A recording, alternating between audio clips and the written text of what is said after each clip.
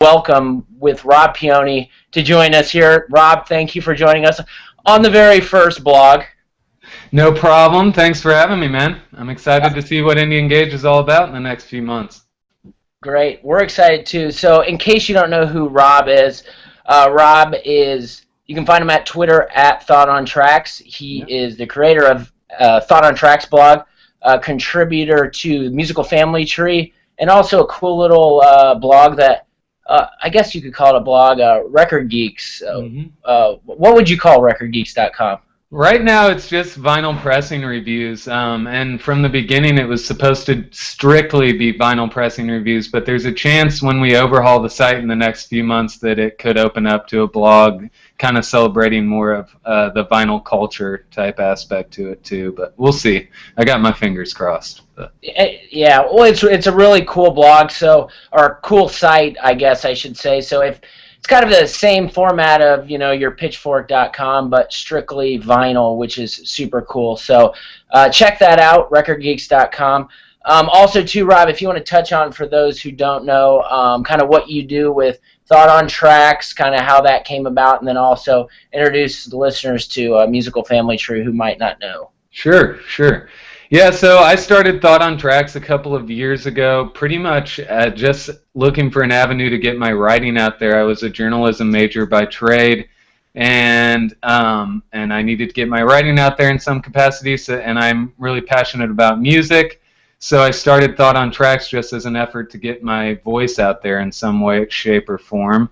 And that kind of snowballed into a much more serious endeavor that Brett actually took part in initially for a long while and helped me run for a long grip. And it snowballed and just kind of turned into this thing. And I ended up meeting a lot of cool people around Indy that were doing other things involved in music. And next thing I knew, Musical Family Tree had an internship opportunity available. And it was a site I had always been passionate about.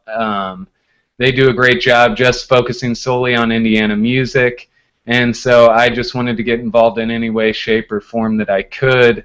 And so I was fortunate enough to have John Rogers, who heads up Musical Family Tree, select me for this internship, and I've kind of been just involved as a contributing writer and helping run this summer concert series we've had called Listen Local in Broad Ripple Park all summer long, and doing a few other things, just everything involved with running an online music archive.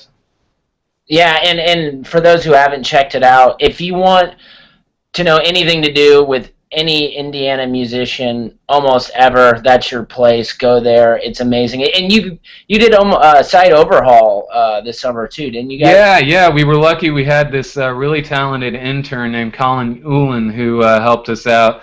And just the last couple weeks, we unrolled a bunch of changes to the archive. We're in the process of looking into options to overhauling the blog side of it as well. But yeah, we've got playlist functionality, downloading whole albums, just a lot of stuff that was long overdue for the archive is finally coming to fruition now at the end of the summer. So we're all really excited about it. Well, it looks great. So everyone, another plug for Musical Family Tree. If you are watching this, go check it out. And that might segue me into my, I'm assuming I might know the answer to this, but if there is a show coming up here in the next week or so that people locally in Indianapolis need to be at, what is the show and why, Rob? All right. Well, I guess I'll be selfish and pick tomorrow night's Listen Local concert. It's our last of the summer. We've got Oreo Jones headlining, and he decided he wanted to bring a gang of his friends involved too. So it's kind of snowballed into this miniature hip-hop showcase. He's got about 5 other friends, Gray Granite, Freddie Buns, and a few others will be headlining. And then we got a couple punk rock acts opening up in the form of Teenage Strange and No Coast. So it should be like probably the most diverse and eclectic show of the series. It should be a party to close it all out. I'm excited about that. And even if you don't make it out to Listen Local, you got to go to Cataracts on Saturday because Cataracts is just crazy. We'll touch on Cataracts here in a minute because I'm glad you brought it up. Something I wanted to talk about. First, Teenage Strange. they're amazing. Great local band.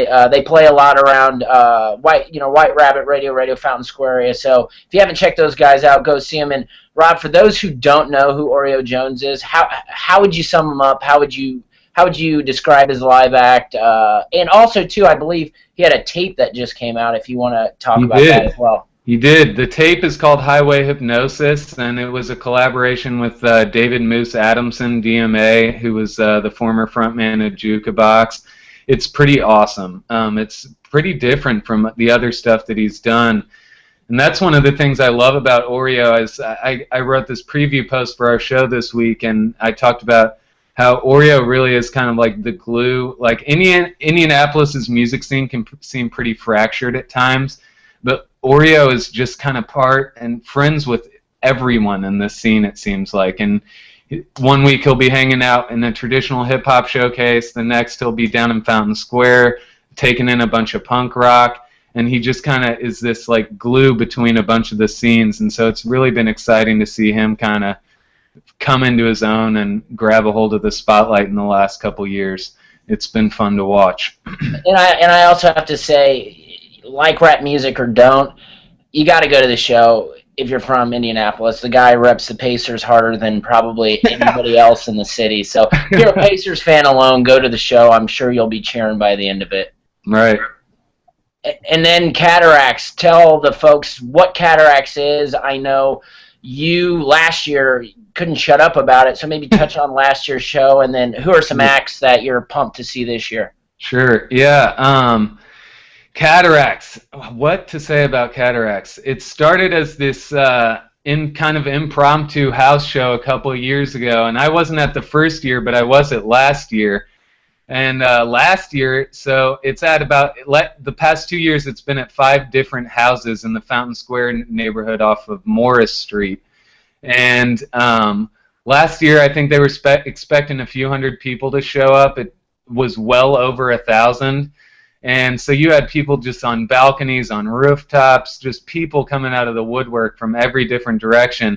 And it was about 60 different psych rock bands, a few different national acts like Gap Dream, and a few others out of Nashville and stuff like that came into town for it. And Jacob Gardner, the guy who runs it, has really been responsible for picking up the house show scene in Fountain Square the last couple years. And so a lot of these acts are people that he brings through Indy on a different weekly basis that have just become buddies over time and now have agreed to play his festival each summer.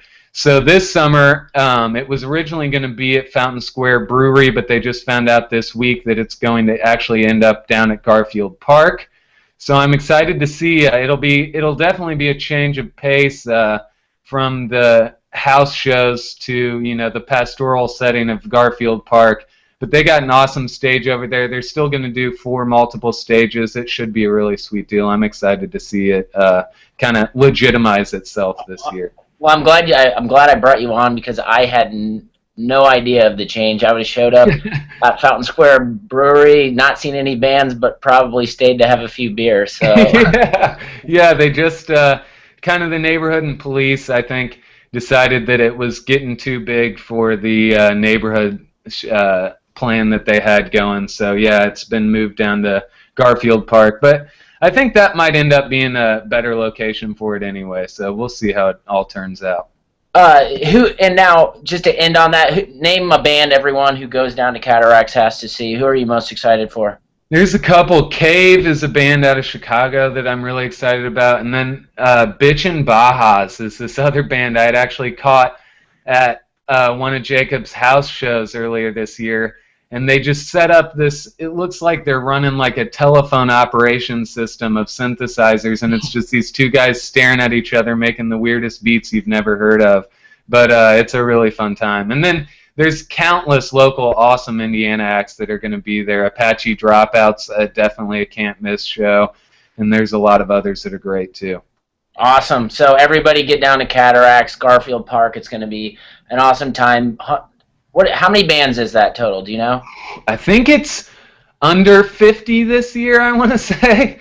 But Wow. yeah, it's definitely in that 40 plus range. So there's plenty of music to be heard. I think it kicks off at 11 a.m. and then we'll go probably until the park has to close up at 10 p.m. that night.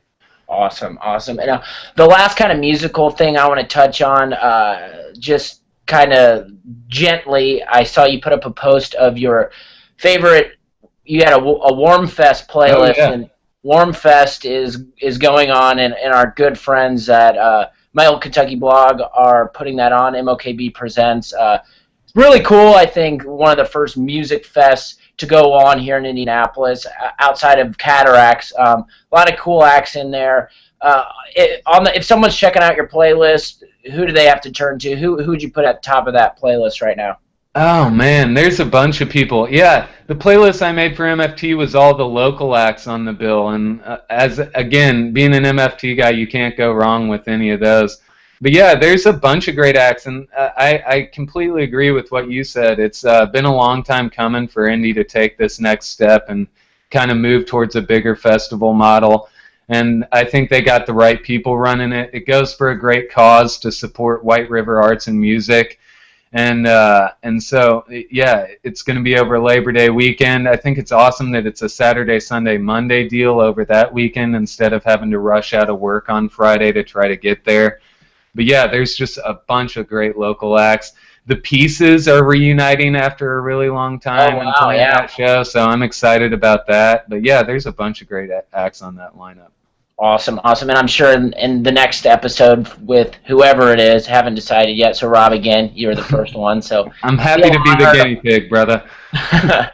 um, one other question I wanted to ask you, actually two more questions. Sure. What have you been to the Joyful Noise recording store yet? Yes, I have. It's actually friends of ours friends of MFT that have been helping with our set design stuff for the Listen Local series, Brain Twins. They also do a bunch of the artwork for the Joyful Noise website and help them out with a lot of different things. They're the ones running the record store. And yeah, it's awesome. It's in the Murphy building, kind of tucked away in this corner, right around the corner from Joyful Noises space, if you're familiar with that, with any sort of First Friday stuff that they've had going on over the last couple years. But yeah, it's just tucked away in this corner and is an awesome space to go grab your local music. It's great to have a decent record spot down there in Fountain Square now. Yeah, that's great. I'm excited. It's on my to-do list to check out this weekend, and we talk a lot about vinyl here, so one way or the other it comes up. So Sure. I'm excited to see it. Okay, so the final question is to put you on the spot: restaurant, store, knick-knack place, anything. What has been the coolest local business establishment you've been in recently, and why? That's tough. I guess I'll go with Old Faithful and choose Luna Music, man. You can't go wrong with Luna Music. I just love the kids they have working, or I say kids, they're all around my age. But I love the guys they have working in there. They always have the best music recommendations.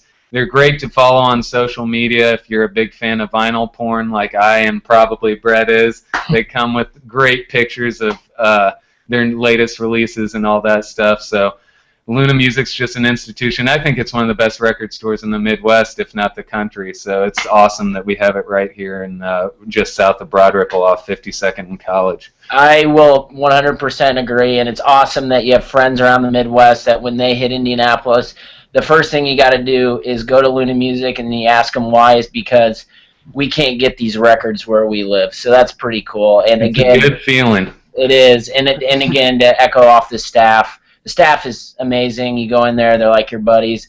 I believe it was, actually, I don't believe. I know it was Chris, and you can follow him at Sad Sports Guy on Instagram is a good follow there. He recommended Mac DeMarco to me about a year and a half ago, and the rest is history. We all love Mac DeMarco. So. Oh, yeah. Well, Rob, you did it. Your time is up. You're off the hot seat.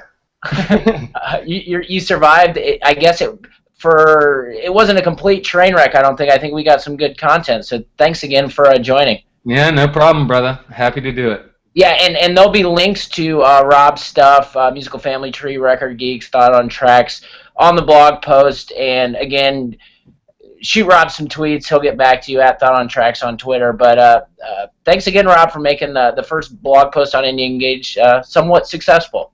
Thanks for having me, Brett. I'll see you soon, buddy. See you, man. See ya.